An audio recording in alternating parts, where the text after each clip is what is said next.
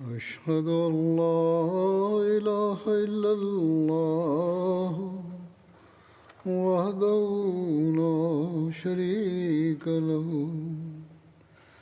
وأشهد أن محمدا عبده ورسوله أما بعد فأعوذ بالله من الشيطان الرجيم بسم الله الرحمن الرحيم الحمد لله رب العالمين الرحمن الرحيم مالك يوم الدين إياك نعبد وإياك نستعين اهدنا الصراط المستقيم صراط الذين أنعمت عليهم غير المغضوب عليهم ولا الضالين. ഹസ്രത്ത് ഉമർ റളിയല്ലാഹു അൻഹുവിന്റെ കാലഘട്ടത്തെ കുറിച്ചായിരുന്നു വിവരിച്ചു കൊണ്ടിരുന്നത്. അതിന്റെ തുടർച്ചയെന്നോണം ഹിജ്റ വർഷം 15 സംഭവിച്ച ബൈത്തുൽ മഖ്ദിസ് എന്നും പറയും, ബൈത്തുൽ മഖ്ദിസ് വിജയത്തെക്കുറിച്ച് ഇന്ന് വിവരിക്കുന്നതാണ്. ഹസ്രത്ത് അംർ ബിൻ ആസിന്റെ നേതൃത്വത്തിൽ ഇസ്ലാമിക സൈന്യം ബൈത്തുൽ മഖ്ദിസ് ഉപരോധിച്ചപ്പോൾ ഹസ്രത്ത് അബൂ ഉബൈദയുടെ സൈന്യവും അവരോടൊപ്പം വന്നു ചേർന്നു. ക്രിസ്ത്യാനികൾ കോട്ട അടച്ചിരിപ്പായിരുന്നു. അവസാനം ഗത്യന്തരമില്ലാതെ അവർ സമാധാന ഉടമ്പടി എന്ന അഭിപ്രായവുമായി മുന്നോട്ട് വന്നു. എന്നാൽ സമാധാന കരാർ നടത്താൻ ഹസ്രത്ത് ഉമർ സ്വയം അവിടേക്ക് വരണം എന്ന നിബന്ധനയും അവർക്കുണ്ടായിരുന്നു. അതേക്കുറിച്ച് ഹസ്രത്ത് അബൂ ഉബൈദ ഹസ്രത്ത് ഉമറിനെ അറിയിച്ചു. ഹസ്രത്ത് ഉമർ സഹാബാക്കളോട് അതേക്കുറിച്ച് കൂടിയാലോചന നടത്തി. അദ്ദേഹം പോകണം എന്ന അഭിപ്രായം ആയിരുന്നു ഹസ്രത്ത് അലിക്കുണ്ടായിരുന്നത്. ഹസ്രത്ത് ഉമറിന് ആ അഭിപ്രായം ഇഷ്ടപ്പെട്ടു. എന്നിട്ട് ഹസ്രത്ത് അലിയെ അദ്ദേഹം മദീനയിലെ അമീറായി തനിക്ക് പകരം നിശ്ചയിക്കുകയും ചെയ്തു. ഹസ്രത്ത് ഉസ്മാനെ അമീറായി നിശ്ചയിച്ചു എന്ന മറ്റൊരു നിവേദനവുമുണ്ട്. അതിനുശേഷം അദ്ദേഹം ബൈത്തുൽ മഖ്ദിസിലേക്ക് പുറപ്പെട്ടു. ഹദരത്ത് ഉമറിന്റെ ആ പുറപ്പാട് ഒരു സാധാരണ യാത്രയായിരുന്നില്ല. ശത്രുഹൃദയങ്ങളിൽ ഇസ്ലാമിന്റെ പ്രൗഢിയും ഉൾഭീതിയും കുടിയിരുത്തണം എന്ന ഉദ്ദേശം അതിനുണ്ടായിരുന്നു. എന്നാൽ നിവേദനങ്ങളിൽ നിന്ന് മനസ്സിലാകുന്നത് അദ്ദേഹത്തിന്റെ യാത്ര ഭൗതിക പ്രജാപതികളെ പോലെ പെരുമ്പറയുടെയും സർവ്വ സൈനിക സന്നാഹങ്ങളുടെയും അകമ്പടി സേവ കൂടാതെ ഉള്ളതായിരുന്നു എന്നാണ്. മാത്രമല്ല ഒരു സാധാരണ കൂടാരത്തിനുള്ള സംവിധാനം പോലും ഉണ്ടായിരുന്നില്ല. ഹസ്രത്ത് ഉമർ ഒരു കുതിരപ്പുറത്ത് യാത്ര ചെയ്യുകയും കൂടെ ഏതാനും മുഹാജിറുകളും അൻസാറുകളും പോകുകയുമാണ് ഉണ്ടായത്.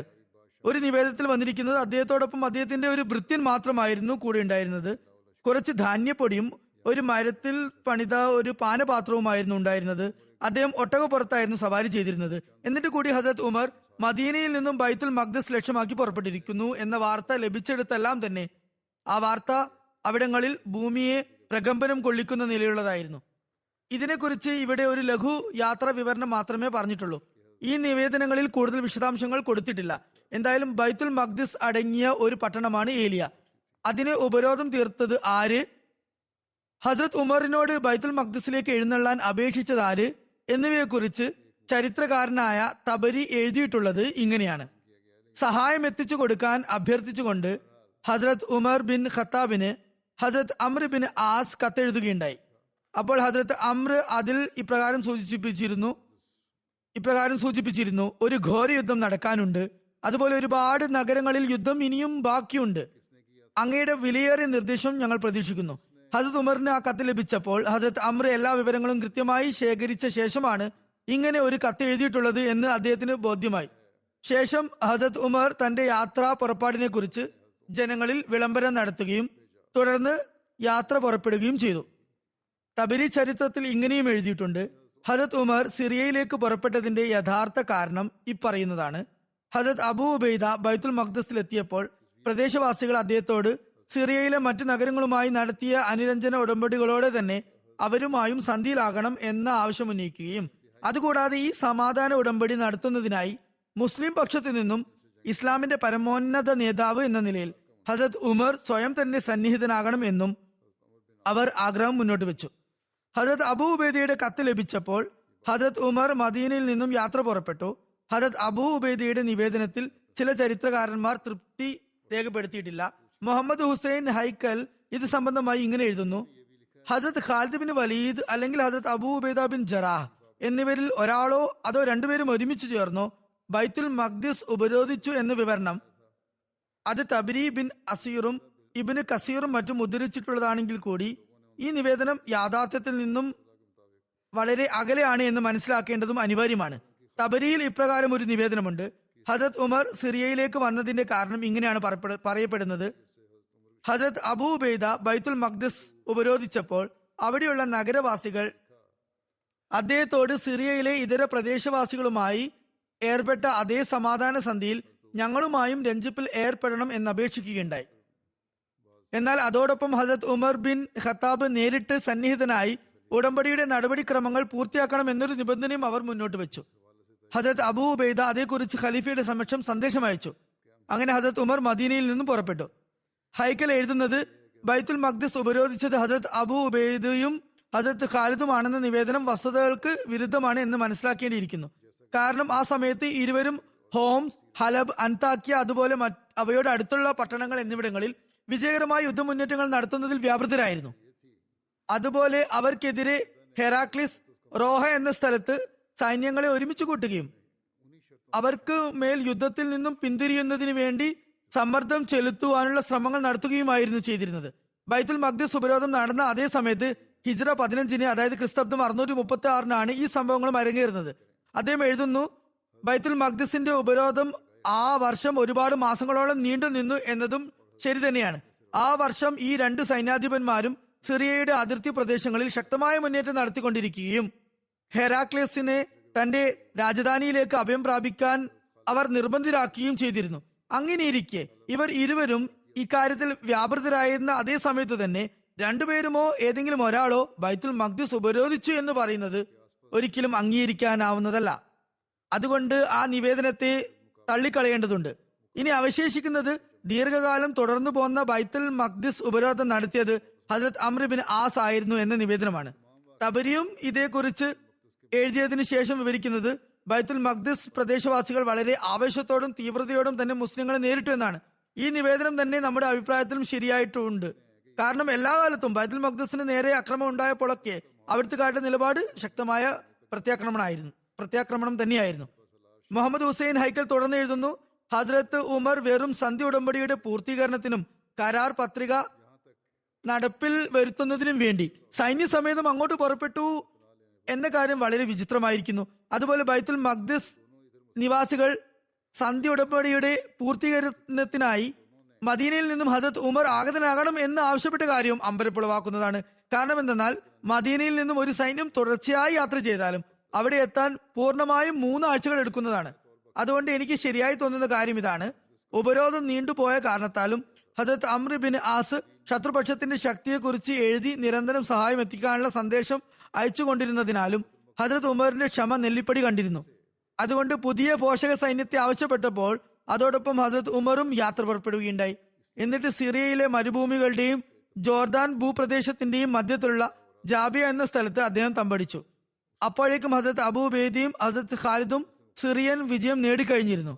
ജാബിയയിൽ എത്തിച്ചേരാനായി ഹസ്രത്ത് ഉമർ അവർ രണ്ടുപേരോടും കൽപ്പിച്ചു. അങ്ങനെ അദ്ദേഹം അവരോടും മറ്റു സേനാധിപന്മാരോടും കൂടിയാലോചന നടത്തിയ ശേഷം ബൈത്തുൽ മഖ്ദിസ് ദൗത്യം വിജയകരമാക്കാനായി ഒരു ഫലപ്രദമായ വഴി കണ്ടെത്തുകയുണ്ടായി.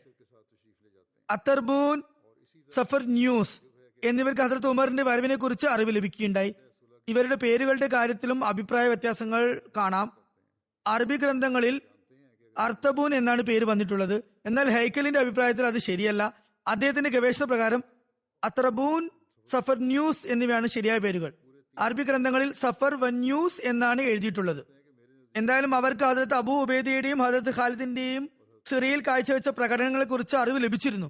എന്തായാലും ഇദ്ദേഹം എഴുതുന്നു, ഹസ്രത്ത് ഉമർ നടത്തിയ പദ്ധതി എന്തായിരുന്നു, അദ്ദേഹത്തിന്റെ ആസൂത്രണങ്ങൾ എന്തൊക്കെയായിരുന്നു എന്നും ഹസ്രത്ത് അബൂ ഉബൈദയുടെയും ഹസ്രത്ത് ഖാലിദിന്റെയും സിറിയൻ വിജയങ്ങളും എല്ലാം തന്നെ ശത്രുപക്ഷത്തുണ്ടായിരുന്ന ഇവർ രണ്ടുപേർക്കും മനസ്സിലാക്കാൻ സാധിച്ചപ്പോൾ ബൈത്തുൽ മഖ്ദസിൽ ഇനി ഞങ്ങൾക്ക് അധികം പിടിച്ചു നിൽക്കാൻ സാധിക്കില്ല എന്ന് അവർക്ക് പൂർണ്ണ ബോധ്യമായി.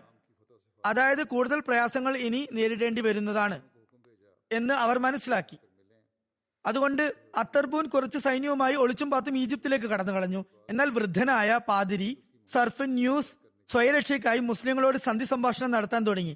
കാരണം അമീറുൽ മോമിനീൻ ജാബിയയിൽ തമ്പടിച്ചിട്ടുണ്ടെന്ന് അയാൾക്കറിയാമായിരുന്നു. അതുകൊണ്ട് തന്നെ സമാധാന ഉടമ്പടി രേഖപ്പെടുത്താനായി ഹദരത്ത് ഉമർ നേരിട്ട് എത്തിച്ചേരണമെന്ന് അയാൾ നിബന്ധന വെച്ചു. ജാബിയയും ബൈത്തുൽ മഖ്ദിസും തമ്മിൽ അത്ര ദൂരമുണ്ടായിരുന്നില്ല. അതുകൊണ്ട് തന്നെ സഫർ ന്യൂസിന്റെ ആ അപേക്ഷ മാനിക്കാതിരിക്കാൻ ഒരു ഒഴികഴിവും ഉണ്ടായിരുന്നില്ല. അതുകൊണ്ട് ഇക്കാര്യമാണ് താൻ ശരി ആണെന്ന് കരുതുന്നത് എന്നാണ് ഹൈക്കൽ പറഞ്ഞു വരുന്നത്. സിറിയയിലും ഫലസ്തീനിലും ഉണ്ടായ ഇസ്ലാമിക സൈന്യങ്ങളുടെ മുന്നേറ്റത്തെക്കുറിച്ചുള്ള ചരിത്ര സംഭവങ്ങളുടെ ചരിത്ര വിവരണവും ഇതുതന്നെയാണ് സാധൂകരിക്കുന്നത്. എന്തായാലും ഈ കത്തുകൾ കിട്ടിയതിനു ശേഷം ഹസ്രത്ത് ഉമർ എന്തു തീരുമാനമാണ് കൈക്കൊണ്ടത് എന്നതിനെ കുറിച്ച് ഇങ്ങനെ വന്നിരിക്കുന്നു. കത്തുകൾ ലഭിച്ചതിനു ശേഷം ഹസ്രത്ത് ഉമർ എല്ലാ തലമുതിർന്ന സഹാബാക്കളുമായി കൂടിയാലോചന നടത്തി. അവരെ ഒരുമിച്ച് കൂട്ടി ആലോചന നടത്തി. ഹസ്രത്ത് ഉസ്മാൻ നൽകിയ അഭിപ്രായം ഇതായിരുന്നു: ക്രിസ്ത്യാനികൾ ഭയചകിതരും ഉള്ളാലെ അടിയറവ് പറഞ്ഞവരും മനസ്സുകൊണ്ട് തോറ്റവരും ആയതുകൊണ്ട് അവരുടെ അപേക്ഷ താങ്കൾ തള്ളിക്കളയുക. അപ്പോൾ അവർ കൂടുതൽ നിന്ദ്യരായി തീരുകയും മുസ്ലിങ്ങൾ അവരെ തീർത്തും തൃണവൽക്കരിച്ചിരിക്കുന്നു എന്ന് മനസ്സിലാക്കി നിബന്ധനകളൊന്നും കൂടാതെ അവർ ആയുധം വെച്ച് കീഴടങ്ങുന്നതുമായിരിക്കും. എന്നാൽ ഹസ്രത്ത് അലി ആ അഭിപ്രായത്തെ എതിർക്കുകയുണ്ടായി. എന്നിട്ട് ഹസ്രത്ത് ഉമറിനോട് ഏലിയയിലേക്ക് പുറപ്പെടാനും അതോടൊപ്പം തന്നെ മുസ്ലിങ്ങൾ അതിശൈത്യം, യുദ്ധക്ലേശങ്ങൾ, ദീർഘകാലത്തെ പ്രവാസം എന്നിവ കാരണം വളരെ ബുദ്ധിമുട്ടിയിരിക്കുകയാണ് എന്നും താങ്കൾ അങ്ങോട്ട് പോയാൽ താങ്കൾക്കും അതുപോലെ മുസ്ലിങ്ങൾക്കും അക്കാര്യം കൂടുതൽ ഗുണകരവും സമാധാനദായകവുമായിരിക്കുമെന്നും ഇനി താങ്കൾ സമാധാന സന്ധിയുടെ കാര്യത്തിൽ അവരെ നിരാശപ്പെടുത്തിയാൽ അത് താങ്കളെ സംബന്ധിച്ചിടത്തോളം തൽപരിമാണം ഉളവാക്കുകയില്ലെന്നും പറയുകയും ചെയ്തു.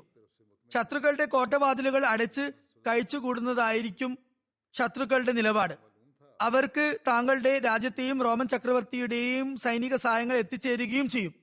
കാരണം അവർക്കൊക്കെ ബൈത്തുൽ മഖ്ദിസ് സവിശേഷ പ്രാധാന്യം അറിയിക്കുന്നതും ഒരു തീർത്ഥാടന കേന്ദ്രവുമാണ്. ഹദരത്ത് ഉമറിന് ഹദരത്ത് അലിയുടെ അഭിപ്രായം ഇഷ്ടപ്പെടുകയും അത് തന്നെ അദ്ദേഹം സ്വീകരിക്കുകയും ചെയ്തു. ആ യാത്രയിൽ ഹദരത്ത് ഉമറിനോടൊപ്പം മറ്റു മുഹാജിരീങ്ങളും അൻസാറുകളും കൂടാതെ ഹദരത്ത് അബ്ബാസ് ബിൻ അബ്ദുൽ മുത്തലിബും ഉണ്ടായിരുന്നു. ആ യാത്രയെക്കുറിച്ച് ലഭിക്കുന്ന മറ്റൊരു നിവേദനം അബൂ സയ്യിദ് മക്ബൂരിയുടേതാണ്. ഹദരത്ത് ഉമർ ആ യാത്രയിൽ സുബഹി നമസ്കാരാനന്തരം തന്റെ അനുചരന്മാർക്കിടയിൽ വരികയും അവരെ അഭിസംബോധന ചെയ്തുകൊണ്ട് ഇപ്രകാരം പറയുകയും ചെയ്യുമായിരുന്നു: അള്ളാഹുവിനാണ് എല്ലാ സ്തുതികളും. അവൻ നമുക്ക് ഇസ്ലാമും ഈമാനും നൽകിക്കൊണ്ട് അന്തസ്സേകുകയും മുഹമ്മദ് സല്ലല്ലാഹു അലൈഹി വസല്ലം മുഖേന ആഭിജാത്യം നൽകുകയും വഴികേടിൽ നിന്നും നമ്മെ സന്മാർഗത്തിലേക്ക് നയിക്കുകയും ഗോത്രങ്ങളായി വിഘടിച്ചിരുന്ന നമ്മെ ഒറ്റക്കെട്ടാക്കുകയും അതുപോലെ നമ്മുടെ ഹൃദയങ്ങളിൽ പരസ്പരം സ്നേഹം സംജാതമാക്കുകയും തിരുനബി സല്ലല്ലാഹു അലൈഹി വസല്ലം മുഖേന നമുക്ക് ശത്രുക്കൾക്കെതിരെ സഹായം നൽകുകയും നമ്മെ വിവിധ നഗരങ്ങളിൽ വേരോട്ടമുള്ളവരാക്കി തീർക്കുകയും നമ്മളെ പരസ്പരം സ്നേഹിക്കുന്ന സഹോദരങ്ങളാക്കി മാറ്റുകയും ചെയ്തിരിക്കുന്നു. ആയതിനാൽ നിങ്ങൾ ഈ അനുഗ്രഹങ്ങളുടെ പേരിൽ അള്ളാഹുവിനെ വാഴ്ത്തുക, അവനോട് കൂടുതൽ സഹായം അഭ്യർത്ഥിക്കുകയും ചെയ്യുക. ഈ അനുഗ്രഹ കടാക്ഷങ്ങൾ കാരണം അള്ളാഹുവിന് നന്ദി പ്രകടിപ്പിക്കാനുള്ള തൗഫീഖ് ലഭിക്കാൻ വേണ്ടി നിങ്ങൾ പ്രാർത്ഥിക്കുക. നിങ്ങൾ അഭിരമിച്ചു കൊണ്ടിരിക്കുന്ന ഈ ഐശ്വര്യങ്ങളെ തൊട്ടും അള്ളാഹുവിനോട് നിങ്ങൾ ദുആ ഇരക്കുക. എന്തെന്നാൽ പ്രതാപവാനായ അള്ളാഹു ആഗ്രഹിക്കുന്നത് നിങ്ങൾ അവനിലേക്ക് ആകർഷണനായി തീരാനാണ്. അവൻ തന്നോട് നന്ദി പ്രകടിപ്പിക്കുന്നവർക്ക് മേൽ തന്റെ അനുഗ്രഹപൂർത്തി വരുത്തുകയും ചെയ്യുന്നു. ഹസ്രത്ത് ഉമർ ആ യാത്രയുടെ ആദ്യാന്തം ഈ വചനങ്ങൾ എല്ലാ പ്രഭാതങ്ങളിലും അവർക്ക് കേൾപ്പിച്ചു കൊടുത്തിരുന്നു. മടങ്ങി വരുവോളം അതിൽ യാതൊരു ഉപേക്ഷയും അദ്ദേഹം കാണിച്ചില്ല. ഈ സന്ദേശം തന്നെ ദിവസവും നൽകിക്കൊണ്ടിരുന്നു. മുസ്ലിം പടനായകന്മാരോട് ജാബിയയിലേക്ക് വന്ന് അദ്ദേഹത്തെ കാണാൻ നിർദ്ദേശവും എഴുതി അയച്ചിരുന്നു. അതിന്റെ അടിസ്ഥാനത്തിൽ യസീദ് ബിൻ അബി സുഫിയാനും ഖാലിദ് ബിൻ വലീദും മറ്റും അവിടെ എത്തി അദ്ദേഹത്തെ വരവേൽക്കാൻ തയ്യാറായി നിൽപ്പുണ്ടായിരുന്നു. സിറിയയിലെ ദീർഘകാല വാസം നിമിത്തം ആ ഓഫീസർമാർ തങ്ങളുടെ അറേബ്യൻ രീതിയിലുള്ള വസ്ത്രവിധാനങ്ങൾ കൈവെടിഞ്ഞിരുന്നു. അങ്ങനെ ഹദരത്ത് ഉമറിന്റെ അടുത്തെത്തിയപ്പോൾ ഇവരുടെ രൂപഭാവങ്ങൾക്ക് മാറ്റം വന്നിരുന്നു. പട്ടിന്റെയും മാർദ്ദവമേറിയ ശീലകളുടെയും മോടിയും മാറ്റും കൂടിയ ഷേർവാണികളായിരുന്നു, നീളൻ കുപ്പായങ്ങളായിരുന്നു അവർ ധരിച്ചിരുന്നത്. അവരുടെ വെട്ടിത്തിളങ്ങുന്ന വസ്ത്രവും ബാഹ്യമായ അലങ്കാരങ്ങളും ആഡംബരവും പ്രൗഢിയവും കാരണം അവർ അജ്മികളെ പോലെ തോന്നിപ്പിച്ചിരുന്നു. ഹദ്രത്ത് ഉമറിന് അത് കണ്ട് അരിശം വന്നു. അദ്ദേഹം കുതിരപ്പുറത്തു നിന്നും ചാടിയിറങ്ങി ചരലുകൾ വാരി അവർക്ക് നേരെ എറിഞ്ഞു. എന്നിട്ട് ഇത്ര പെട്ടെന്ന് നിങ്ങൾ അജ്മികളുടെ നിറം സ്വീകരിച്ചോ, അവരുടെ ശീലങ്ങളും വഴക്കങ്ങളും സ്വായത്തമാക്കിയോ എന്ന് ദേഷ്യത്തോട് ചോദിച്ചു. അപ്പോൾ അവർ പറഞ്ഞു, ഈ മോടി കൂടിയ വസ്ത്രങ്ങൾക്ക് അടിയിൽ ആയുധങ്ങളുണ്ട്. അതായത് യുദ്ധ നൈപുണ്യം തങ്ങൾക്ക് കൈമോശം വന്നിട്ടില്ല എന്നവർ പറയുകയുണ്ടായി. ഹദരത്ത് ഉമർ പറഞ്ഞു, അതാണ് കാര്യമെങ്കിൽ കുഴപ്പമില്ല. അവിടുത്തെ ആളുകളെ കാണിക്കാനാണ്, പ്രതാപം ഉളവാക്കാനാണ് നിങ്ങൾ ഈ ബാഹ്യരൂപം കൈക്കൊണ്ടത് എങ്കിൽ തെറ്റില്ല. നിങ്ങളുടെ ഉള്ളിൽ നിങ്ങൾ ഇപ്പോഴും ആ അറബികളുടെ സ്വഭാവ രീതികൾ, യുദ്ധത്തിനുള്ള ആവേശവും ഔത്സുക്യവും ഒക്കെ ഉള്ളവർ തന്നെയാണ് നിങ്ങളെങ്കിൽ പിന്നെ ഒരു പ്രശ്നവുമില്ല. ഒരു നിവേദനത്തിൽ ഇപ്രകാരം വന്നിരിക്കുന്നു, യസീദ് ബിൻ അബി സുഫിയാൻ പറഞ്ഞു, അല്ലയോ അമീറുൽ മോമിനീൻ, ഞങ്ങളുടെ അടുത്ത് ഒരുപാട് വസ്ത്രങ്ങളും അതുപോലെ സവാരി മൃഗങ്ങളും വിവിധ സൗകര്യങ്ങളും സമ്പത്തുകളും എല്ലാം ഉണ്ട്. സാധാരണ മുസ്ലിങ്ങളുടെ അവസ്ഥ താങ്കൾ ആഗ്രഹിക്കുന്നത് പോലെ തന്നെയാണ്. അതായത് താങ്കൾ എങ്ങനെയാണോ ആഗ്രഹിക്കുന്നത് അതുപോലെ അവരുടെ അവസ്ഥ ആയി തീരുന്നതാണ്. അത്രത്തോളം ധനം ഞങ്ങളുടെ പക്കലുണ്ട്. താങ്കൾ ഈ വെള്ള വസ്ത്രം ധരിക്കുകയും വില കൂടിയ സവാരി മൃഗങ്ങളിൽ സവാരി ചെയ്യുകയും ധാന്യങ്ങളും അതുപോലെ മറ്റു റേഷൻ സാധനങ്ങളും മുസ്ലിങ്ങൾക്കിടയിൽ വിതരണം ചെയ്യുകയും ചെയ്താൽ അത് ഒരുപാട് പ്രശസ്തിക്കും പ്രൗഢിക്കും കാരണമാകും. അതുപോലെ ഭരണകാര്യങ്ങൾ താങ്കൾക്ക് സുഖസുന്ദരമായി നിർവഹിക്കാനും അത് മുഖേന സാധിക്കുന്നതാണ്. അതുപോലെ അജ്മികൾക്കും താങ്കളോട് ബഹുമാനാദരങ്ങൾ വർദ്ധിക്കുന്നതുമാണ്. അത് കേട്ട് ഹദരത്ത് ഉമർ പറഞ്ഞു, വേണ്ട യസീദ്, വേണ്ട. അള്ളാഹു ആണ്, ഞാൻ എന്റെ 2 ഇഷ്ടമിത്രങ്ങളോടൊപ്പം, അതായത് ഹദരത്ത് അബൂബക്കറും റസൂൽ കരീം സല്ലല്ലാഹു അലൈഹി വസല്ലമയോടും ഒപ്പം കഴിച്ചുകൂട്ടിയ അതേ അവസ്ഥയിലും അതേ വേഷവിധാനങ്ങളിലും തന്നെയാണ് തുടരാൻ ആഗ്രഹിക്കുന്നത്. അത് ഉപേക്ഷിക്കാൻ ഞാൻ തയ്യാറല്ല. ജനങ്ങൾക്ക് വേണ്ടി ഞാൻ പുതിയ നിലയിൽ അലങ്കാരങ്ങളും ആഡംബരങ്ങളും പ്രൗഢിയും സ്വീകരിക്കാൻ ഒരുക്കമല്ല. കാരണം അങ്ങനെ ചെയ്യുന്നത് നിമിത്തം ഞാൻ എന്റെ നാഥന് മുമ്പിൽ ന്യൂനതയുള്ളവനാകുമോ, കുറവുകളുള്ളവനാകുമോ എന്ന് ഭയക്കുന്നു.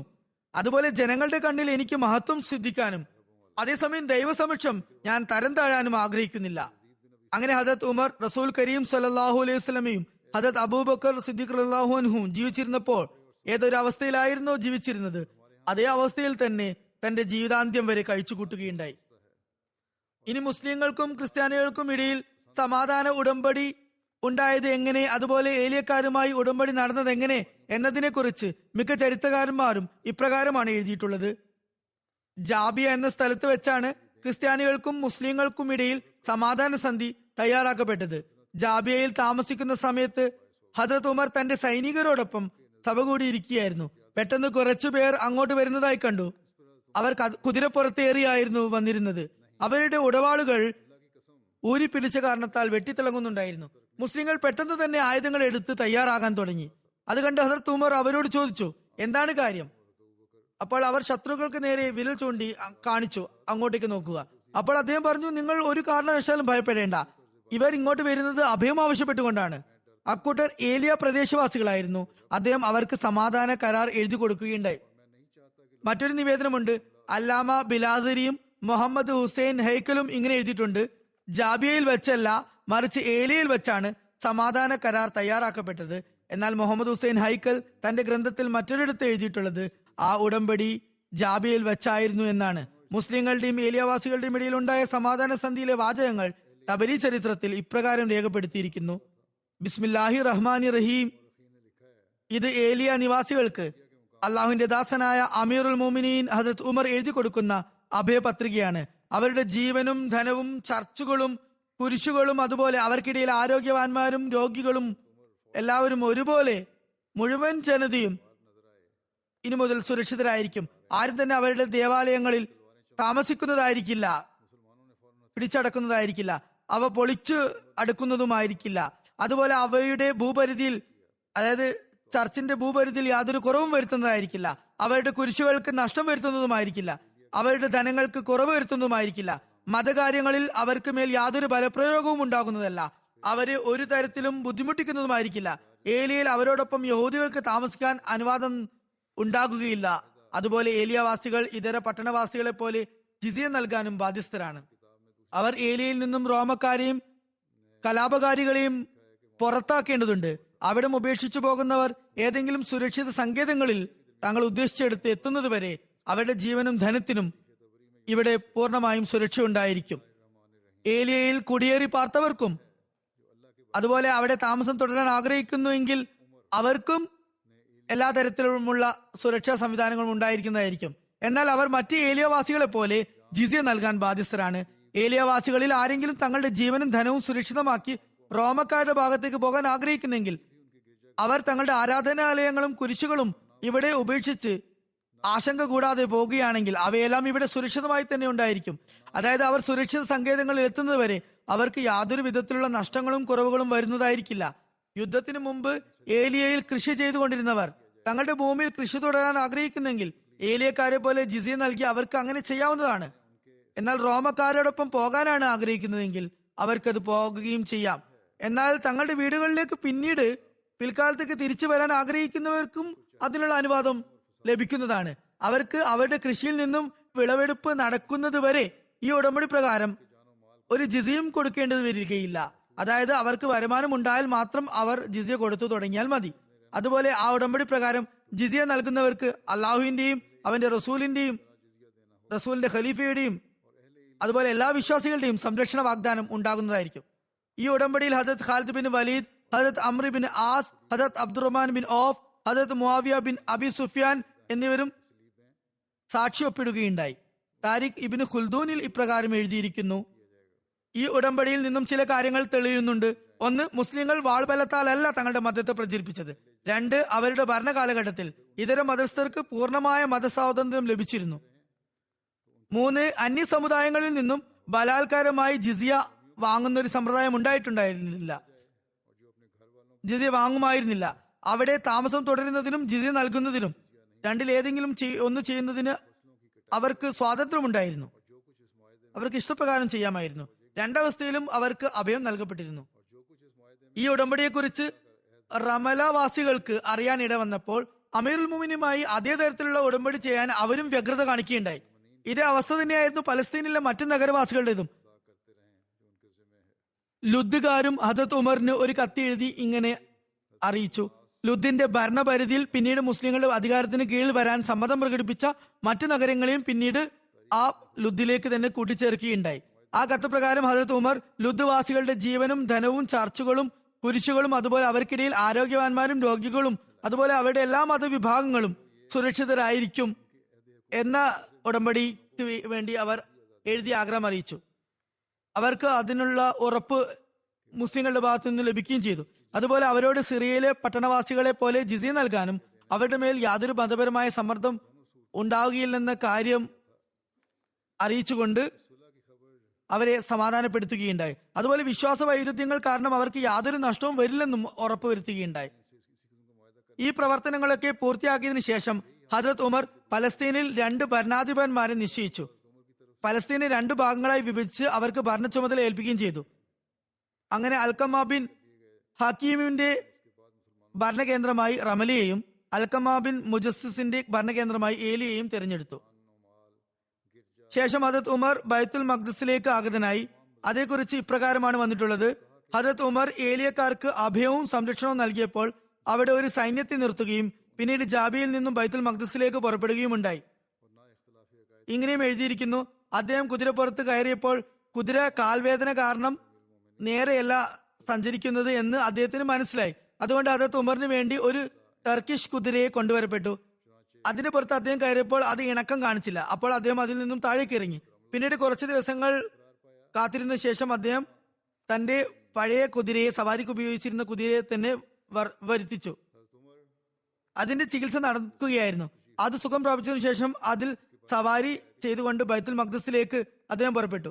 ബൈത്തുൽ മഖ്ദിസിന് അടുത്തെത്തിയപ്പോൾ ഹദരത്ത് അബൂ ഉബൈദയും മറ്റു സൈനാധിപന്മാരും അദ്ദേഹത്തെ സ്വാഗതം ചെയ്യുകയുണ്ടായി. ഹദരത്ത് ഉമറിന്റെ വേഷവിധാനങ്ങളും സാധന സാമഗ്രികളും എല്ലാം അതിസാധാരണമായിരുന്നു.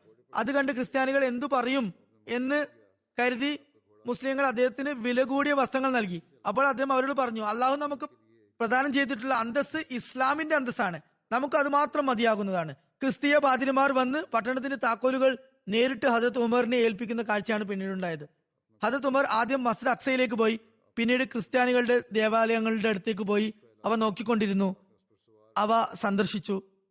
അവിടെ കുറച്ച് സമയം ചെലവഴിച്ചു. നമസ്കാര സമയമായപ്പോൾ ക്രിസ്ത്യാനികൾ ചർച്ചിൽ വെച്ച് നമസ്കരിക്കാൻ അദ്ദേഹത്തിന് അനുവാദം നൽകി. എന്നാൽ ഹദരത്ത് ഉമർ വരും തലമുറ ക്രിസ്തീയ ദേവാലയങ്ങളിൽ അതിന്റെ പേരിൽ കടന്നുകയറ്റം നടത്തിയാലോ എന്ന് ചിന്തിച്ച് പുറത്തു നിന്ന് തന്നെ നമസ്കാരം നിർവഹിക്കാൻ താല്പര്യം കാണിച്ചു. ഏലിയയിൽ താമസിക്കുന്ന വേളയിൽ മുസ്ലിം സൈന്യങ്ങളുടെ സേനാധിപന്മാർ ഹദരത്ത് ഉമറിന് പല സമയങ്ങളിലായി ഭക്ഷണ വിരുന്നുകൾ ഒരുക്കാൻ തുടങ്ങി. അവർ ഭക്ഷണം തയ്യാറാക്കി വെക്കുകയും ഹദരത്ത് ഉമറിനോട് അവരുടെ കൂടാരങ്ങളിൽ വന്ന് ഭക്ഷണം കഴിക്കാൻ അപേക്ഷിക്കുകയും ചെയ്യുമായിരുന്നു. ഹജരത്ത് ഉമർ അവരുടെ ക്ഷണം മാനിച്ചുകൊണ്ട് അവർക്ക് പ്രോത്സാഹനം എന്നോണം അവിടെ പോകുമായിരുന്നു. എന്നാൽ ഹജരത്ത് ഉബൈദ അദ്ദേഹത്തെ സൽക്കരിച്ചിട്ടുണ്ടായിരുന്നില്ല. അപ്പോൾ ഹജരത്ത് അബൂ ഉബൈദയോട് ഹജരത്ത് ഉമർ ഇപ്രകാരം പറഞ്ഞു, താങ്കളെ കൂടാതെ എല്ലാ സൈനാധിപന്മാരും എന്നെ ഭക്ഷണത്തിന് ക്ഷണിച്ചിരിക്കുകയാണ്, എന്താണ് കാര്യം? അത് കേട്ട് ഹജരത്ത് അബൂ ഉബൈദ പറഞ്ഞു, അല്ലയോ അമീറുൽ മുഅ്മിനീൻ, താങ്കളെ ഞാൻ സൽക്കാരത്തിന് ക്ഷണിച്ചാൽ താങ്കൾ അവിടെ വന്നാൽ താങ്കളുടെ കണ്ണുകളെ താങ്കൾക്ക് നിയന്ത്രിക്കാനാകില്ലെന്ന് ഞാൻ ഭയപ്പെടുന്നു. അതായത് താങ്കൾ അപ്പോൾ വികാരാധീനനാകുന്നതാണ്. ഹജരത്ത് ഉമർ കാര്യം അന്വേഷിക്കാൻ അദ്ദേഹത്തിന്റെ കൂടാരത്തിലേക്ക് പോയപ്പോൾ എന്താണ് കണ്ടത്? അവിടെ ഒന്നും തന്നെയില്ല. ഹജരത്ത് അബൂ ഉബൈദയുടെ കുതിരയുടെ മേൽവിരിപ്പ് അദ്ദേഹം കിടക്കയായും അതിന്റെ കുതിരയുടെ ജീനി തലയണയായും ഉപയോഗിച്ചതായാണ് അവിടെ കാണാൻ സാധിച്ചത്. അതായത് ജീനി ആയിരുന്നു കിടക്കുമ്പോൾ തലയിൽ വെച്ചിരുന്നത്. അതുപോലെ ഇരിപ്പിടമായി വിരിച്ചിരുന്ന മേൽവിരി കിടക്കു പകരമായും അവിടെ കാണപ്പെട്ടു. അദ്ദേഹത്തിന്റെ തമ്പിന്റെ ഒരു മൂലയിൽ ഉണങ്ങിയ റൊട്ടി ഉണ്ടായിരുന്നു. ഹജരത്ത് അബൂ ഉബൈദ അത് എടുത്തു കൊണ്ടുവരികയും ഹജരത്ത് മുമ്പാകെ അത് നിലത്ത് തന്നെ വെക്കുകയും ചെയ്തു. എന്നിട്ട് കുറച്ച് ഉപ്പും ഒരു മൺപാത്രത്തിൽ വെള്ളവും കൊണ്ടുവന്നു. ആ കാഴ്ച കണ്ടപ്പോൾ ഹജരത്ത് ഉമർ കരഞ്ഞുപോയി. അപ്പോൾ അദ്ദേഹം ഹജരത്ത് അബൂ ഉബൈദയെ തന്നോട് ചേർത്ത് പിടിക്കുകയും എന്നിട്ട് ഇപ്രകാരം പറയുകയും ചെയ്തു, നിങ്ങൾ എന്റെ സഹോദരനാണ്. നിങ്ങൾ ഒഴികെ എന്റെ എല്ലാ കൂട്ടുകാർക്കും ഭൗതികമായി നല്ല നേട്ടമുണ്ടായിട്ടുണ്ട്. അവരിൽ നിന്നും ലോകത്തിനും നേട്ടമുണ്ടായിട്ടുണ്ട്. അപ്പോൾ അബൂ ഉബൈദ പറഞ്ഞു, ഞാൻ താങ്കളോട് ആദ്യമേ പറഞ്ഞിരുന്നില്ലേ, താങ്കൾ എന്റെ പക്കൽ വന്നാൽ താങ്കൾക്ക് സ്വന്തം കണ്ണുകളെ നിയന്ത്രിക്കാൻ സാധിക്കില്ലെന്ന്. തുടർന്ന് ഹജരത്ത് ഉമർ അവിടെ നിന്നും പുറത്തിറങ്ങി ജനസമക്ഷം നിന്നുകൊണ്ട് അള്ളാഹുവിനെ ആദ്യം അവൻ അർഹിക്കും വിധം സ്തുതികീർത്തനങ്ങൾ നടത്തുകയും തുടർന്ന് തിരുനബി സല്ലല്ലാഹു അലൈഹി വസല്ലമയ്ക്ക് മേൽ സലാത്തും സലാമും ചൊല്ലുകയും ചെയ്തു. എന്നിട്ട് പറഞ്ഞു, അല്ലയോ മുസ്ലിങ്ങളെ, അള്ളാഹു നിശ്ചയമായും നിങ്ങളോട് ചെയ്ത വാഗ്ദാനം സത്യമായും പൂർത്തിയാക്കിയിരിക്കുന്നു. അവൻ ശത്രുക്കൾക്കെതിരെ നിങ്ങളെ സഹായിച്ചു, നിങ്ങളെ പല രാജ്യങ്ങളുടെയും അവകാശികളാക്കി, നിങ്ങൾക്ക് ഭൂമിയിൽ പ്രബലത നൽകി. ആയതിനാൽ നിങ്ങൾ നിങ്ങളുടെ നാഥന്റെ അനുഗ്രഹങ്ങൾക്ക് നന്ദി പറയേണ്ടതുണ്ട്. നിങ്ങൾ അനുസരണക്കേടിന്റെ പ്രവർത്തനങ്ങളിൽ നിന്ന് വിട്ടുനിൽക്കണം. അനുഗ്രഹങ്ങൾക്ക് നന്ദികേട് കാണിക്കുന്നത് അനുസരണക്കേടാണ്. അള്ളാഹു ഏതെങ്കിലും ജനതയ്ക്ക് അനുഗ്രഹങ്ങൾ വർഷിച്ചാൽ അവർ അതിന് നന്ദികേട് കാണിച്ച് പെട്ടെന്ന് തൗബ ചെയ്ത് മടങ്ങിയിട്ടില്ലെങ്കിൽ അവരുടെ അന്തസ് ഇല്ലാതായി തീരുക എന്ന കാഴ്ചയാണ് പൊതുവെ കണ്ടുവരുന്നത്. അതായത് നന്ദികേടിന് ശേഷം തൗബ പെട്ടെന്ന് ചെയ്തില്ലെങ്കിൽ അവരുടെ സ്ഥാനമാനങ്ങളെല്ലാം തരിപ്പണമായി തീരുന്നതായി കാണാവുന്നതാണ് ചരിത്രങ്ങളിൽ. അവർക്ക് ലഭിച്ച അനുഗ്രഹങ്ങളിൽ നിന്നും എല്ലാം തന്നെ ഇല്ലാതായി തീരുന്നതാണ്. അതുപോലെ അവർക്ക് മേൽ ശത്രുക്കൾക്ക് ആധിപത്യവും അധീശത്വവും ലഭിക്കുന്നതുമാണ്. ഏലിയായിലുള്ള മിക്ക ഓഫീസർമാരും സൈന്യത്തെയും ജീവനക്കാരെയും ഒരുമിച്ചു കൂട്ടിയിരുന്നു. അത് കണ്ട് ഹദരത്ത് ഉമർ ദീർഘനാൾ അവിടെ തന്നെ കഴിച്ചു കൂട്ടുകയും അവർക്ക് സുപ്രധാന മാർഗനിർദ്ദേശങ്ങളും കൽപ്പനകളും നൽകുകയും ചെയ്തു.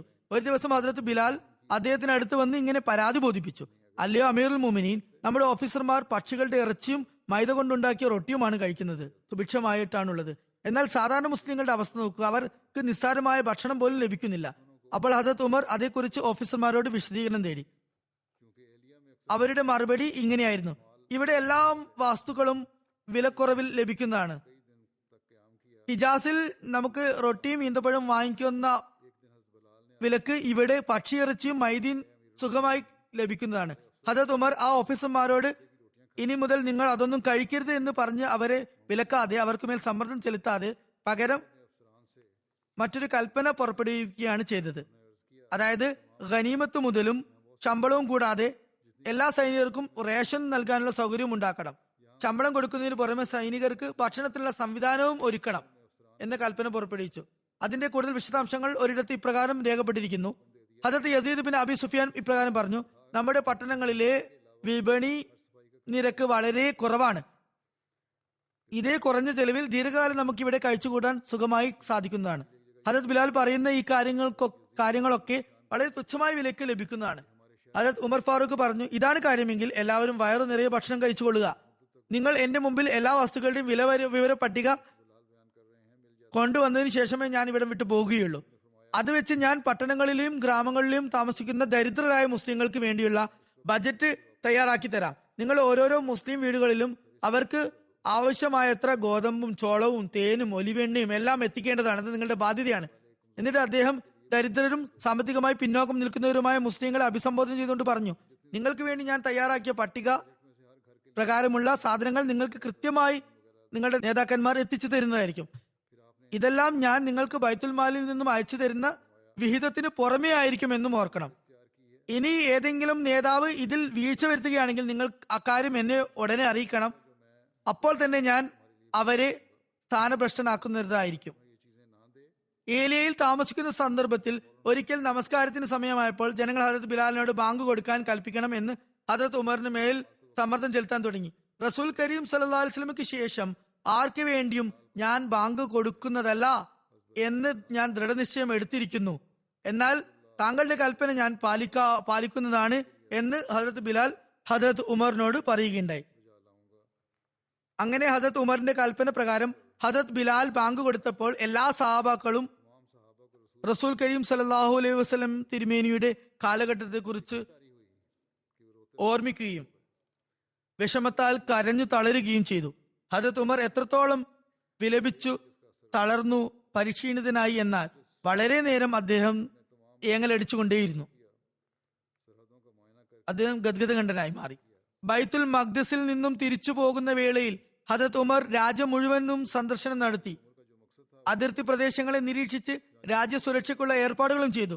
ഹദരത്ത് ഉമറിന്റെ ബൈത്തുൽ മഖ്ദിസിലേക്കുള്ള ആഗമനോദ്ദേശം പൂർത്തിയാക്കുകയുണ്ടായി. അങ്ങനെ അദ്ദേഹം മദീനയിൽ നിന്നും വന്ന അതേ വഴിയിൽ കൂടി തന്നെ തിരികെ മദീനയിലേക്കും പോയി.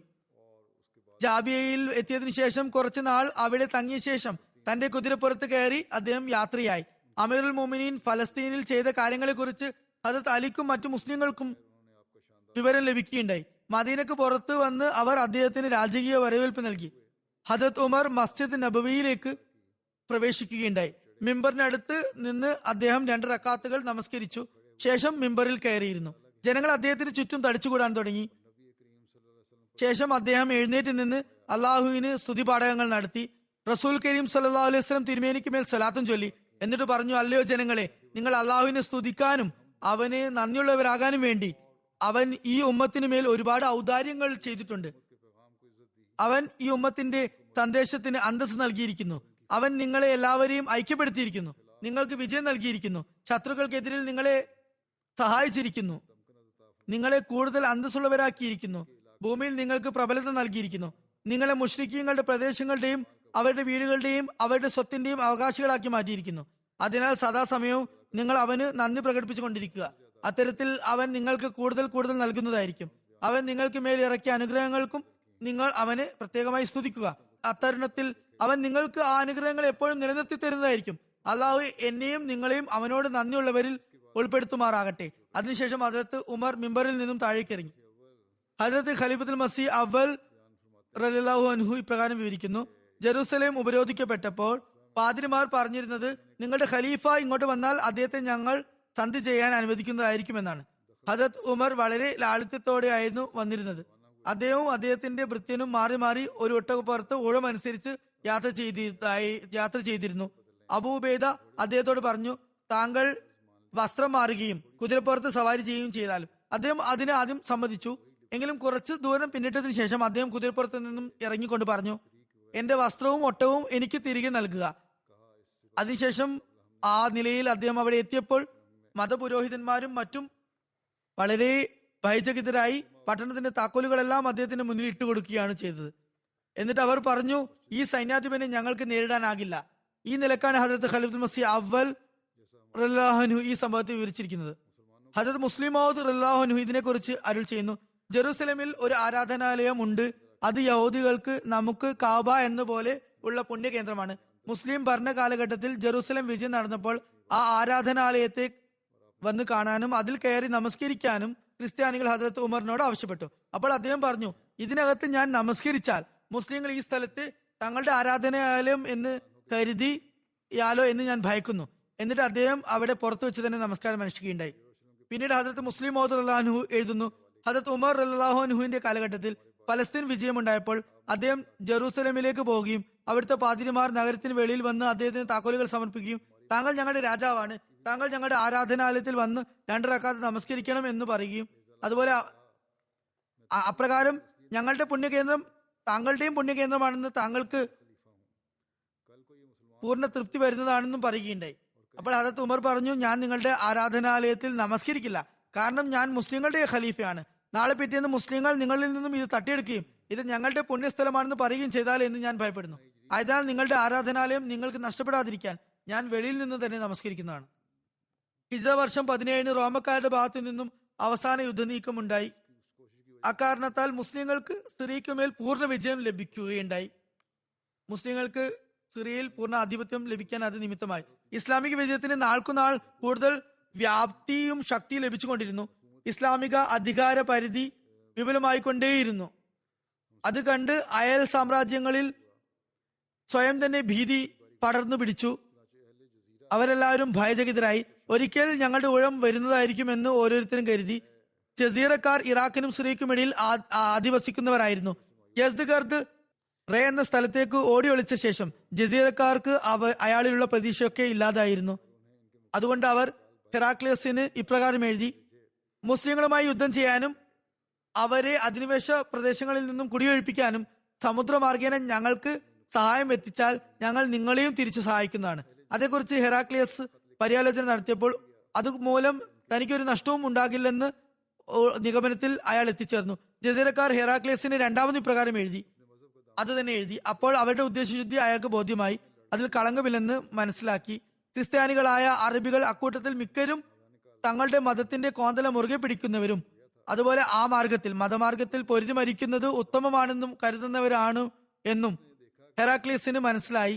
ഹെറാക്ലിയസ് സിറിയൻ യുദ്ധഭൂമിയിൽ നിന്നും അകന്നിട്ട് 1 വർഷത്തിന് മേലായിരുന്നു. അതുകൊണ്ട് തന്നെ അയാൾക്ക് ഹൃദയത്തിൽ മുമ്പ് ഉണ്ടായിരുന്ന ആ യുദ്ധപരാജയ ഭീതി ഇപ്പോൾ ഇല്ലാതായി തീർന്നിരുന്നു.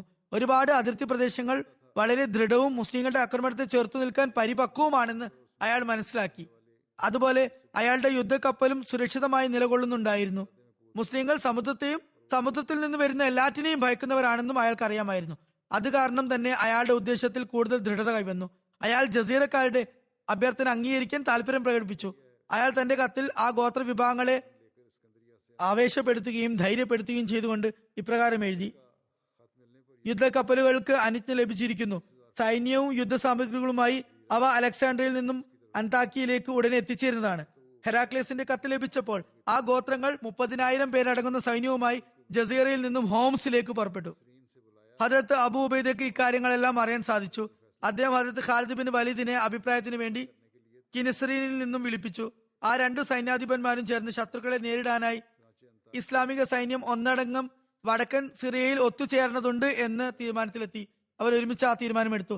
അങ്ങനെ അന്താക്കിയ, ഹമ്മാദ്, ഹലബ് അതുപോലെ സമീപ പ്രദേശങ്ങളിലെ എല്ലാ പട്ടാള താവളങ്ങളിൽ നിന്നും സൈന്യങ്ങൾ ഹോംസിൽ വന്നു ചേരാൻ തുടങ്ങി. ഹെറാക്ലിയസിന്റെ സൈന്യം സമുദ്രമാർഗേന വരുന്നുണ്ടെന്ന വാർത്ത രാജ്യം മുഴുവൻ പരന്നു. അതുപോലെ ജസീറയിലെ ഗോത്രവിഭാഗങ്ങൾ ആക്രമണത്തിനായി ഹോംസിലേക്ക് പുറപ്പെട്ടതും എല്ലായിടത്തും പ്രചരിച്ചു. അതുകൊണ്ട് അവിടെ ഉണ്ടായിരുന്ന എല്ലാവരും പരസ്പരം വളരെ അമ്പരപ്പോടെ ഇങ്ങനെ ചോദിക്കുകയുണ്ടായി: സീസറിന്റെയും സഖ്യകക്ഷികളുടെയും പുതിയ ആക്രമണത്തെ എന്തുകൊണ്ടാണ് ഇവർ ചെലുത്തി നിർത്താൻ പോകുന്നത്? ഹെറാക്ലിയസിന്റെ യുദ്ധക്കപ്പൽ അന്താക്കിയിൽ എത്തിയപ്പോൾ നഗര കവാടങ്ങൾ സൈനികർക്കായി തുറക്കപ്പെട്ടു. തദ്ദേശവാസികൾ മുസ്ലിങ്ങൾക്കെതിരെ തിരിഞ്ഞു. വടക്കൻ സിറിയ മുഴുവനും പ്രക്ഷോഭങ്ങൾ പൊട്ടിപ്പുറപ്പെട്ടു. 4 ഭാഗത്തു നിന്നും പ്രക്ഷോഭകാരികൾ വളഞ്ഞു ഉപരോധിച്ചതിനാൽ ഹദരത്ത് അബൂ ഉബൈദ ഹോംസിൽ താനൊരു ബന്ദിയാണ് എന്ന് കരുതി ശത്രുക്കൾ സമുദ്രഭാഗത്തു നിന്നും അതുപോലെ മരുഭൂമിയുടെ ഭാഗത്തു നിന്നും മുന്നേറ്റം നടത്തുന്നത് അദ്ദേഹം കാണുന്നുണ്ടായിരുന്നു. അദ്ദേഹം തന്റെ കൂട്ടുകാരെ ഒരുമിച്ച് കൂട്ടി പറഞ്ഞു: ഈ അതീവ ഗുരുതര പരിതസ്ഥിതിയിൽ ഞാൻ അമീറുൽ മുഅ്മിനോട് സഹായ അഭ്യർത്ഥന നടത്തിക്കൊണ്ട് ഒരു അപേക്ഷ അയച്ചിട്ടുണ്ട്. ശേഷം അദ്ദേഹത്തോട് മുസ്ലിങ്ങൾ ശത്രുക്കളെ നഗരത്തിന് പുറത്തിറങ്ങി ആക്രമിക്കണോ അതോ മദീനയിൽ നിന്നും വരുന്ന പോഷക സൈന്യത്തെ കാത്തിരുന്ന് കോട്ടവാതിൽ അടച്ച് യുദ്ധം തുടരുകയാണോ വേണ്ടതെന്നും ഹദരത്ത് ഉമറിനോട് അഭിപ്രായം ആരാഞ്ഞിട്ടുണ്ട് എന്നും പറഞ്ഞു. ഖാലിദ് ബിൻ വലീദ് മാത്രമാണ് മൈതാനത്തു നിന്നും പുറത്തിറങ്ങി യുദ്ധം ചെയ്യാം എന്ന അഭിപ്രായം മുന്നോട്ട് വെച്ചത്. മറ്റു ഓഫീസർമാരുടെയൊക്കെ അഭിപ്രായം കോട്ടയടച്ച് ഇരുന്ന് പെട്ടെന്ന് തന്നെ പോഷക സൈന്യത്തെ എത്തിക്കാനുള്ള ഏർപ്പാട് ചെയ്യണം എന്നായിരുന്നു.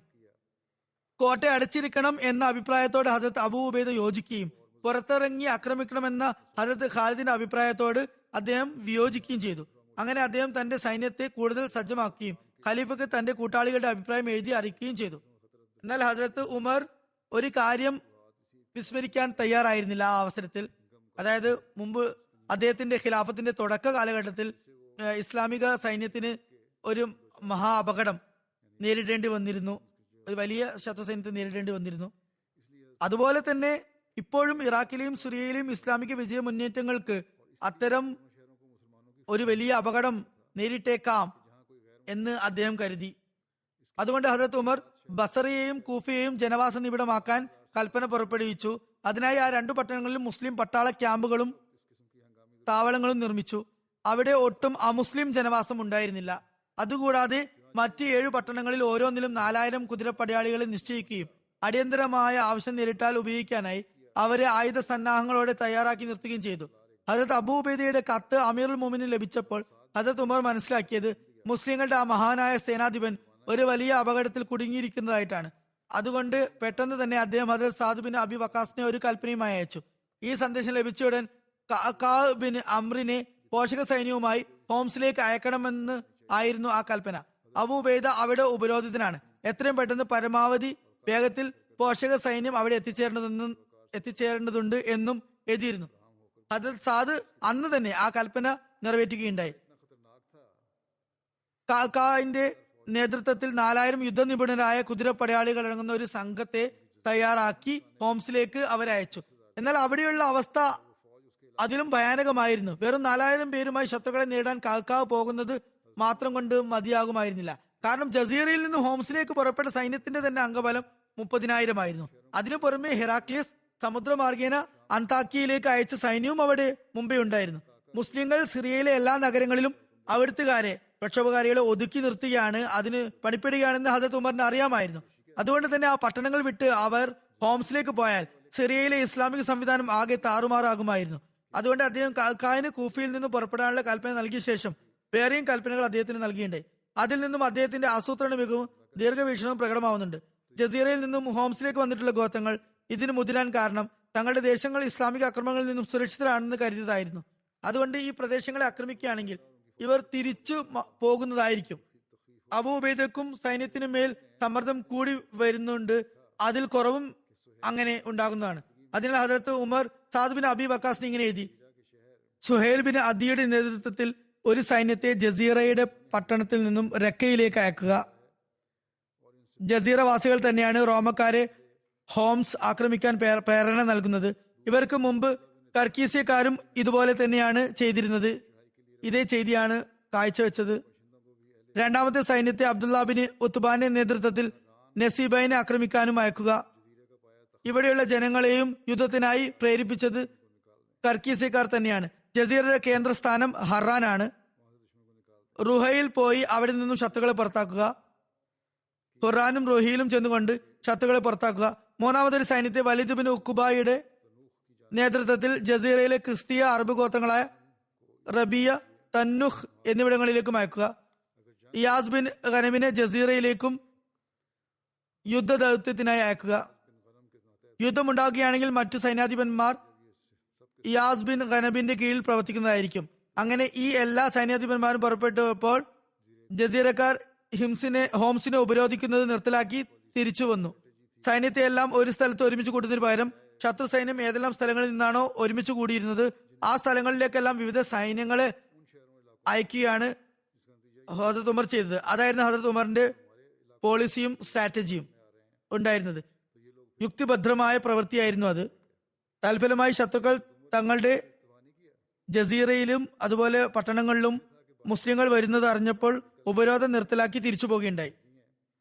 ഹദരത്ത് ഉമർ റളിയല്ലാഹു അൻഹു ഇതിൽ മാത്രം ഒതുങ്ങിയില്ല.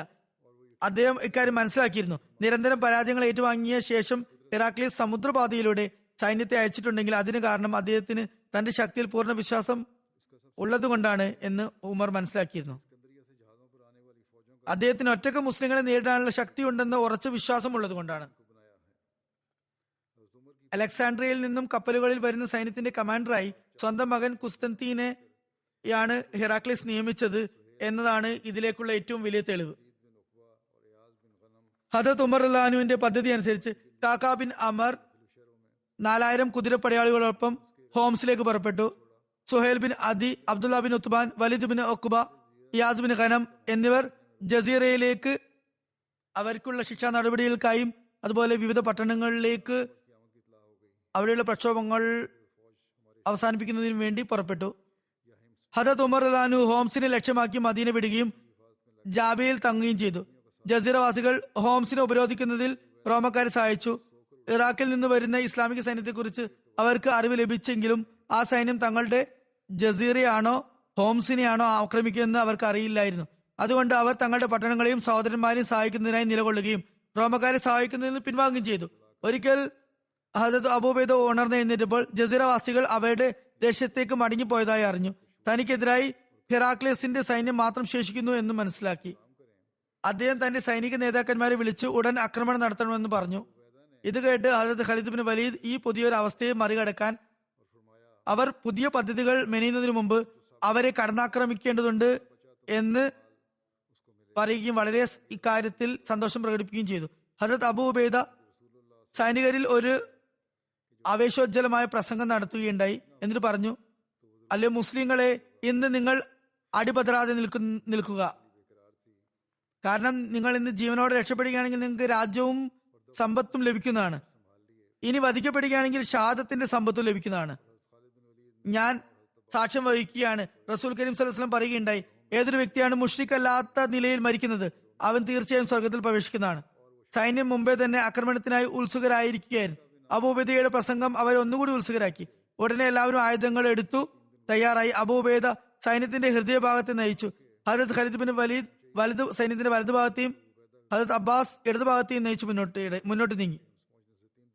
ഇരു കൂട്ടർക്കിടയിലും യുദ്ധം നടന്നു. മുസ്ലിങ്ങൾക്കെതിരിൽ കുറച്ചു സമയം കൊണ്ട് തന്നെ റോമക്കാരുടെ കാലിടറി. അവർ പരാജയപ്പെട്ടു. കാൽക്കായിരമിന് അമ്ര കോഫയിലെ സൈന്യവുമായി ഹോംസിൽ വന്നപ്പോൾ യുദ്ധം കഴിഞ്ഞിട്ട് 3 ദിവസം ആയിട്ടുണ്ടായിരുന്നു. മറുഭാഗത്ത് ഹദരത്ത് ഉമർ സിറിയയിലേക്കുള്ള വഴിയിൽ ജാബി എത്തിയതേ അപ്പോഴേക്കും ഹദരത്ത് അബൂ ഉബൈദയുടെ സന്ദേശവാഹകനെ അദ്ദേഹത്തിന് കാണാൻ സാധിച്ചു. അദ്ദേഹം വിവരിച്ചു, ഹോംസിൽ എത്തുന്നതിന് 3 ദിവസം മുമ്പ് തന്നെ അള്ളാഹു മുസ്ലിങ്ങൾക്ക് റോമക്കാരുടെ മേൽ വിജയം നൽകിയിരിക്കുന്നു. കായിനും അദ്ദേഹത്തിന്റെ സൈന്യത്തിനും യുദ്ധം മുതലിൽ ഓഹരി നൽകണോ വേണ്ടയോ എന്ന അഭിപ്രായവും അദ്ദേഹത്തോട് ആരായുകയുണ്ടായി. ഹദരത്ത് ഉമറിന് അത് കേട്ട് സമാധാനമായി. ഈ വാർത്ത കേട്ടതിന് ശേഷം ഇനി യാത്ര തുടരേണ്ടതില്ല എന്ന് അദ്ദേഹം മനസ്സിലാക്കി. അവിടെ നിന്നും ഹദരത്ത് അമീനുൽ ഉമ്മത്തായ ഈ ഉമ്മത്തിലെ ഏറ്റവും വലിയ വിശ്വസ്തനായ അബൂബൈദയ്ക്ക് ഇപ്രകാരം കത്തെഴുതി. അതായത്, കൂഫക്കാരെ യുദ്ധം മുതലിൽ ഉൾപ്പെടുത്തുക. എന്തുകൊണ്ടെന്നാൽ അവരുടെ വരവിന്റെ വാർത്തയാണ് ശത്രുക്കളുടെ ഹൃദയത്തിൽ ഭയം ഉളവാക്കിയത്. അത് കാരണമായാണ് അവർ പരാജയപ്പെട്ടത്. അള്ളാഹു കൂഫക്കാർക്ക് നല്ല പ്രതിഫലം നൽകട്ടെ. അവർ അവരുടെ പ്രദേശത്തിന്റെ സംരക്ഷണവും മറ്റു പട്ടണക്കാരുടെ സഹായവും ചെയ്യുന്നു. അതിനുശേഷം മദീനയിലേക്ക് പുറപ്പെട്ടു. ഈ പരാജയത്തിന് ശേഷം സീസർ വളരെയധികം നിരാശനായി. അത് കാരണം പിന്നീട് ഒരിക്കലും സിറിയയിലേക്ക് തിരിച്ചു വരികയുണ്ടായില്ല. പ്രക്ഷോഭകാരികൾ റോമൻ സൈന്യം കപ്പലിൽ കയറി ഓടിപ്പോയി എന്ന് അറിഞ്ഞപ്പോൾ അവർ തങ്ങളുടെ പ്രക്ഷോഭവും അവസാനിപ്പിച്ചു. ഇത് ഹിജ്റ 17 നടന്ന സംഭവമാണ്. അതിന് 3 വർഷങ്ങൾക്ക് ശേഷം ഹെറാക്ലിയസ് ഹിജ്റ 20 അതായത് 641 ക്രിസ്തബ്ദത്തിൽ വഫാത്തായി. എന്തായാലും ഈ വിവരണം ഇനിയും തുടരുന്നതാണ് ഇൻഷാ അല്ലാഹ്. ഈ സമയത്ത് ഞാൻ ചില മർഹൂമിങ്ങളെ കുറിച്ച് വിവരിക്കാൻ ആഗ്രഹിക്കുന്നു. അതിൽ ആദ്യത്തെ വിവരണം ബഹുമാനി ചൗധരി സയ്യിദ് അഹമ്മദ് ലക്കൻ സാഹിബ് റിട്ടയർഡ് സ്റ്റേഷൻ മാസ്റ്ററിന്റേതാണ്. അദ്ദേഹം കാനഡയിലായിരുന്നു താമസിച്ചു വന്നിരുന്നത്. ഇപ്പോൾ 86-ാമത്തെ വയസ്സിലാണ് അദ്ദേഹം വഫാത്തായത്. ഇന്നാ ലില്ലാഹി വ ഇന്നാ ഇലൈഹി റാജിഊൻ. അദ്ദേഹം ഹദരത്ത് മസീഹ് മൗഊദ് ഇസ്ലാമിന്റെ സഹാബി അത് ചൗധരി സിക്കന്ദർ അലി സാഹിബിന്റെയും ഗുജർ ബീബി സാഹിബയുടെയും പൗത്രനായിരുന്നു. ഹദരത്ത് ചൗധരി സിക്കന്ദർ അലി സാഹിബും 30 മാർച്ച് 1902 ഹദരത്ത് മസീഹ് മൗഊദ് ഇസ്ലാമിന്റെ കൈകളിൽ ബൈഅത്ത് ചെയ്യുകയുണ്ടായി. 1904 മുതൽ 1928 വരെ മദ്രസ താലിമുൽ ഇസ്ലാമിൽ നിന്നും വിദ്യാഭ്യാസം പൂർത്തിയാക്കാനുള്ള തൗഫീഖ് അദ്ദേഹത്തിന് ലഭിച്ചു. ഹദരത്ത് മസീഹ് മൗഊദ് ഇസ്ലാം തന്റെ ജീവിതത്തിൽ മദ്രസ താലിമുൽ ഇസ്ലാമിൽ ഉസ്താദുമാരായി നിയമിച്ചവരിൽ ആദ്യത്തെ അധ്യാപകരിൽപ്പെട്ട ആളായിരുന്നു. ചൗധരി സയ്യിദ് സാഹിബ് അദ്ദേഹത്തിന്റെ പൗത്രനായിരുന്നു. ചൗധരി സയ്യിദ് സാഹിബിനും അള്ളാഹുവിന്റെ അനുഗ്രഹത്താൽ ദീനീ സേവനങ്ങളും അവസരങ്ങൾ ലഭിച്ചു. അള്ളാഹുവിന്റെ അനുഗ്രഹത്താൽ അദ്ദേഹം മൂസിയായിരുന്നു. സന്തപ്ത കുടുംബത്തിൽ ഭാര്യ കൂടാതെ 6 ആൺമക്കളും 3 പെൺമക്കളും ഉൾപ്പെടുന്നു. എല്ലാ കുട്ടികളും ഏതെങ്കിലുമൊക്കെ രീതിയിൽ പിതാവിന്റെ തർബിയത്തിന്റെ ഫലമായി ജമാഅത്തിന്റെ സേവനത്തിലുള്ള തൗഫീഖ് നേടിക്കൊണ്ടിരിക്കുകയാണ്. അദ്ദേഹത്തിന്റെ ഒരു മകൻ ഫഹീം അഹമ്മദ് ലക്കൻ ജമാഅത്തിലെ മുറബിയാണ്. കെനിയയിലാണ് സേവനം ചെയ്യുന്നത്. പ്രവർത്തന മേഖലയിൽ ഫീൽഡിലായിരുന്നതുകൊണ്ട് പിതാവിന്റെ ജനാസയിൽ പങ്കെടുക്കാൻ അദ്ദേഹത്തിന് സാധിച്ചില്ല. അള്ളാഹു അദ്ദേഹത്തിന് ക്ഷമയും സ്ഥൈര്യവും പ്രദാനം ചെയ്യുമാറാകട്ടെ. മർഹൂമിനോട് അള്ളാഹു മഗ്ഫിറത്തോടും കരുണയോടും കൂടി പെരുമാറട്ടെ. മർഹൂം ദീനിനോട് വളരെ ആവേശവും ആഭിമുഖ്യവുമുള്ള ആളായിരുന്നു. വിദ്യാഭ്യാസ കാലഘട്ടത്തിൽ 1953 സോമന്തിരി പട്ടണത്തിലെ ഹൈസ്കൂളിൽ വെച്ച് നടന്ന മജ്ലിസ് അഹ്റാറിന്റെ ജൽസയിൽ മറ്റു അനഹമ്മദി വിദ്യാർത്ഥികളോടൊപ്പം അദ്ദേഹം പങ്കെടുത്തിരുന്നു. അത്താവുല്ല ഷാ ബുഖാരി ഹദരത്ത് മസീഹ് ഇസ്ലാമിന് എതിരിൽ വളരെ മോശമായ ആരോപണങ്ങൾ ഉന്നയിച്ചു കൊണ്ടിരിക്കുകയായിരുന്നു. മസീഹ് ഇസ്ലാമിന് നേരെ അസഭ്യമായ ആക്ഷേപങ്ങൾ ഉതിർത്തിക്കൊണ്ടിരിക്കുകയായിരുന്നു. അപ്പോൾ അദ്ദേഹം പെട്ടെന്ന് എഴുന്നേറ്റ് നിന്നു. സയ്യിദ് സാബ് എഴുന്നേറ്റ് നിന്ന് ആ മൗലവിയെ വെല്ലുവിളിക്കുകയുണ്ടായി. പ്രസംഗത്തിനിടയിൽ തന്നെ നിങ്ങൾ കളവ് പറയുകയാണെന്ന് പറഞ്ഞു അയാളെ നിശബ്ദനാക്കി. അപ്പോൾ ആ മൗലവി പറഞ്ഞു, ഈ മിർസായിയെ പിടിച്ച് അടിക്കുക. അങ്ങനെ അവിടെ അദ്ദേഹത്തിനെതിരെ കഠിന പീഡനം തന്നെ അവിടെ നടമാടി. അങ്ങനെ ആ ജൽസയിൽ അവിടെ കോലാഹലം നടന്നു. അത് അലങ്കോലപ്പെട്ടു. അവിടെയുള്ളവരെല്ലാവരും ചിന്നിച്ചിതറി. അദ്ദേഹം തന്റെ മക്കളെ എപ്പോഴും ഉപദേശിച്ചിരുന്നത് അഹമ്മദിയത്തിന്റെ കാര്യം വരുമ്പോൾ ഒരിക്കലും പിൻവലിയുകയോ ഭയപ്പെടുകയോ ചെയ്യരുതെന്നായിരുന്നു. രണ്ടാമത്തെ അനുസ്മരണം ബഹുമാനപ്പെട്ട മുഹമ്മദ് ഷാബുദ്ദീൻ സാഹിബ് നായിബ് അമീർ ബംഗ്ലാദേശിന്റേതാണ്. ജൂലൈ 12 അദ്ദേഹം വഫാത്തായത്. ഇന്നാ ലില്ലാഹി വ ഇന്നാ ഇലൈഹി റാജിഊൻ. 1964 18ാമത്തെ വയസ്സിൽ ഒരു സ്വപ്നത്തിന്റെ അടിസ്ഥാനത്തിലാണ് അദ്ദേഹം ബൈഅത്ത് ചെയ്തത്. മർഹൂം മൂസി ആയിരുന്നു. ജമാഅത്തിന്റെ വളരെ ദീർഘകാലത്തെ സേവകനായിരുന്നു. ഒരുപാട് ഗുണങ്ങൾക്ക് ഉടമയായിരുന്നു. ഖിലാഫത്തിനെ അങ്ങേയറ്റം സ്നേഹിക്കുന്ന ആളായിരുന്നു. വിശ്വാസിയും വിശ്വസ്തനും നിശബ്ദ പ്രകൃതനും ജമാഅത്തിന്റെയും നിസാമിന്റെയും പ്രാധാന്യം നല്ലവണ്ണം മനസ്സിലാക്കിയ ആളുമായിരുന്നു. തന്റെ വഫാത്തിന് മുമ്പ് വസിയത്തിന്റെ കണക്കുകളെല്ലാം ക്ലിയർ ആക്കിയിരുന്നു. അദ്ദേഹത്തിന്റെ മൂത്ത മകൻ ഷംസുദ്ദീൻ മാസൂം സാഹിബ് ജമാഅത്തിന്റെ മുറബിയാണ്. മർഹൂമിന്റെ സന്താനങ്ങളിൽ 4 ആൺമക്കളെ കൂടാതെ 3 പെൺമക്കളും ഉണ്ടായിരുന്നു. മർഹൂം തന്റെ പിതൃവ്യന്റെ തബ്ലീഗിന്റെ ഫലമായി എളാപ്പയുടെ തബ്ലീഗ് ഫലമായി അഹമ്മദിയത്ത് സ്വീകരിച്ചു. തന്റെ വീട്ടിൽ നിന്ന് ശക്തമായ എതിർപ്പ് അദ്ദേഹത്തിന് നേരിടേണ്ടി വന്നു. ക്ഷമയോടും സ്ഥൈര്യത്തോടും കൂടി 1963 കുറച്ചു മാസം എല്ലാ എതിർപ്പുകളും അദ്ദേഹം സഹിച്ചു മുന്നേറി. പിന്നീട് വീട് ഉപേക്ഷിച്ചു. ആദ്യം ധർമ്മൻ ബഡിയയിലും പിന്നെ ഢാക്കയിലും വന്ന് താമസമാക്കി. പിന്നീട് അദ്ദേഹത്തിന് വിവാഹം പഴയ ഒരു അഹമ്മദി കുടുംബത്തിൽ നടന്നു. അദ്ദേഹത്തിന്റെ ഒരു ഗുണം എന്നത് മിതവ്യയമായിരുന്നു.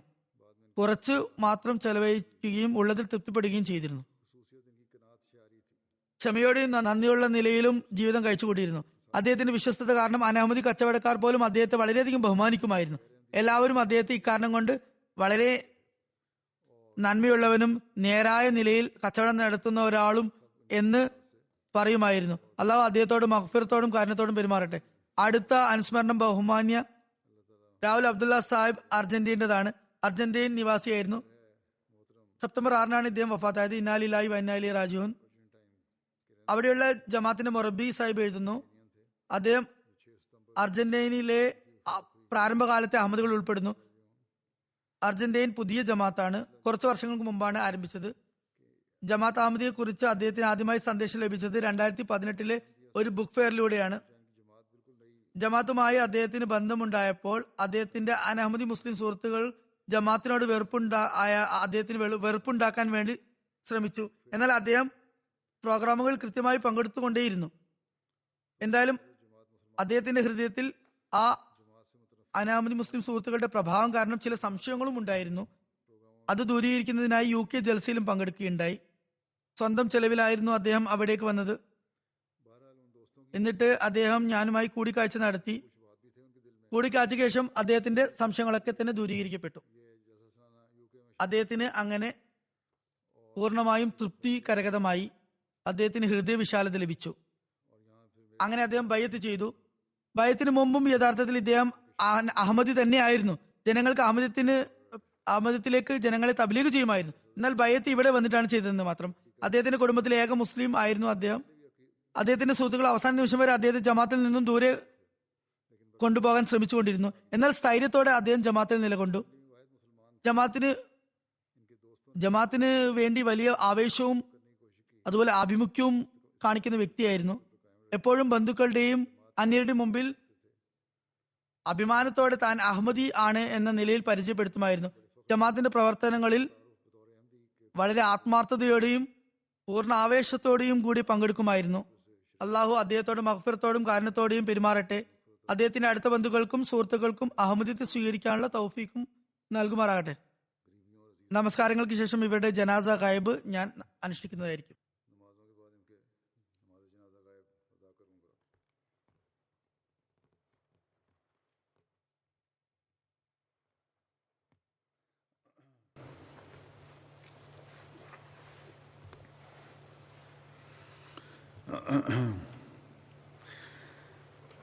الحمد لله الحمد لله نحمده ونستعينه ونستغفره ونؤمن به ونتوكل عليه ونعوذ بالله من شرور أنفسنا ومن سيئات أعمالنا من يهده الله فلا مضل له ومن يضلل فلا هادي له ونشهد أن لا إله إلا الله ونشهد أن محمدا عبده ورسوله عباد الله رحمكم الله إن الله يأمر بالعدل والإحسان